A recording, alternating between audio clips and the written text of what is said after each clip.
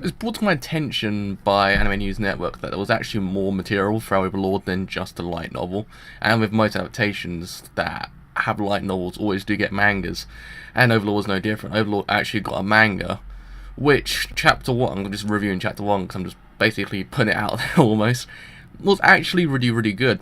It did a lot more than the anime did, in my opinion, in the sense that it actually answered the fact of the outside world and why it wasn't included in the anime. The outside world was actually included in the manga. The first couple of panels did actually include Momo in real life.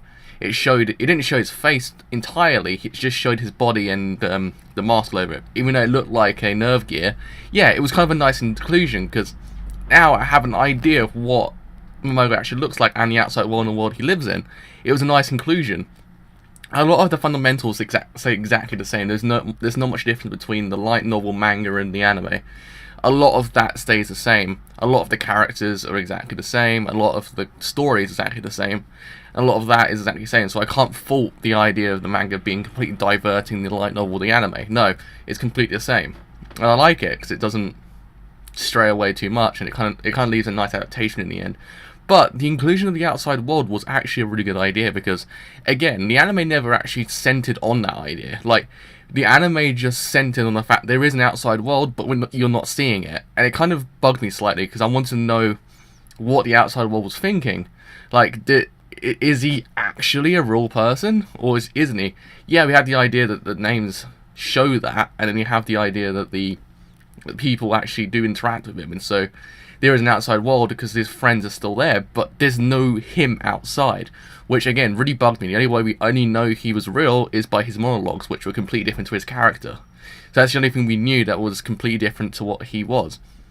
The manga includes the outside world, and as the game ends and goes into midnight, there's an inclusion of him crying, which was a nice touch, because you know he was in love with the world.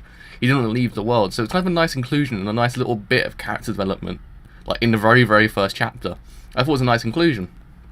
And then as it developed, it kind of went into the fact that it's like, does he want to go outside into the normal world, or does he want to stay in this world? So he kind of has that idea, like, do I stay here or do I not stay here and go back to the outside world? Because he has no way of getting to the outside world. He can't get out. He can't get outside. So does he conquer this world, or does he try to find an exit? So it's a nice inclusion. The fact is the outside world is taken into account more than the anime has, and it's a nice thing because I like the fact that MMORPG animes do kind of have the concept of outside world and conquer that fact. And the fact is this anime manga thing, I can't even speak the word now, the manga kind of has that inclusion, because otherwise it seems a bit too, this is this world, you don't see the outside world. It doesn't mold well with me, because I need to know what the outside world is. I need to know, does he have a family, does he have a lover, does he have anything? Yeah, it's explained that he doesn't, but he has pictures on his shelf which have a family like blurred out, so we don't know whether he does have a family. So we don't know if the story develops, they get included, they find him the way he is. Maybe he's dead outside, no one knows. It might be a sort of online where people just die. People die when they're killed, I don't know. It's a confusing fact. I need to read into it, but as of chapter 1, I would say that chapter 1, this chapter was technically way better than the episode 1 that we got of the anime, in my opinion. Yeah, the anime was good. It was faithful in its own right, but again, the inclusion of the outside world plus the way that Momo was thinking was actually a good idea.